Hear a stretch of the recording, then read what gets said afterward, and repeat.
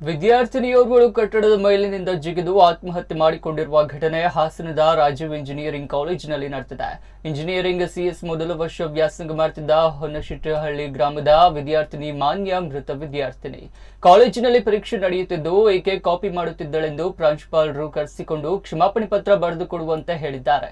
ಇದರಿಂದ ಮನನೊಂದ ವಿದ್ಯಾರ್ಥಿನಿ ಕಾಲೇಜಿನ ಕಟ್ಟಡದ ಮೇಲಿನಿಂದ ಜಿಗಿದು ಆತ್ಮಹತ್ಯೆ ಮಾಡಿಕೊಂಡಿದ್ದಾಳೆ ಎನ್ನಲಾಗ್ತಿದೆ.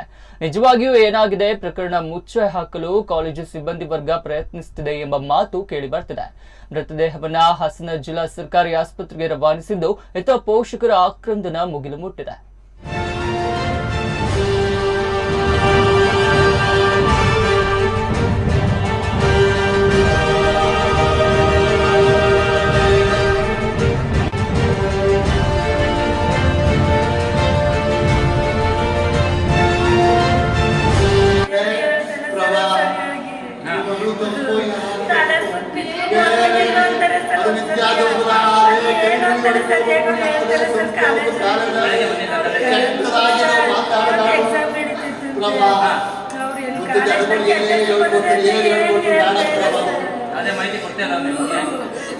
ಬೆಳಗ್ಗೆ ನನಗೆ ಫೋನ್ ಮಾಡಿದಾಗ ತಲೆ ಸುತ್ತಿ ಬಿದ್ದೊಳಗೆ ಓದ್ಕಿತ ಈಗ ಹೇಳ್ತಾರೆ ಸರ್ ಕಾಫಿ ಮಾಡಿದ್ರು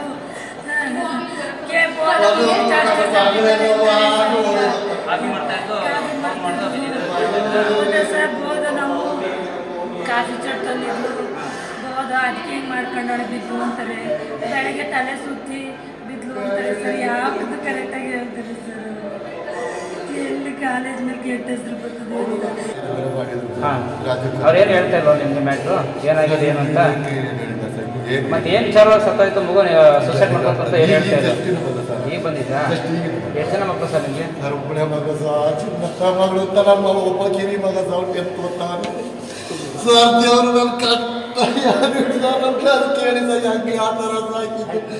ಯಾವ ಊರು? ಹೌದು ಹೊಲಶೆಟ್ಟಿಯಲ್ಲಿ. ಈಗ ನಿಮ್ಮ ಕೊನೆಯದಾಗ ಯಾವ ಫೋನ್ ಮಾಡಿದ್ರು? ಏನಂದ್ರು?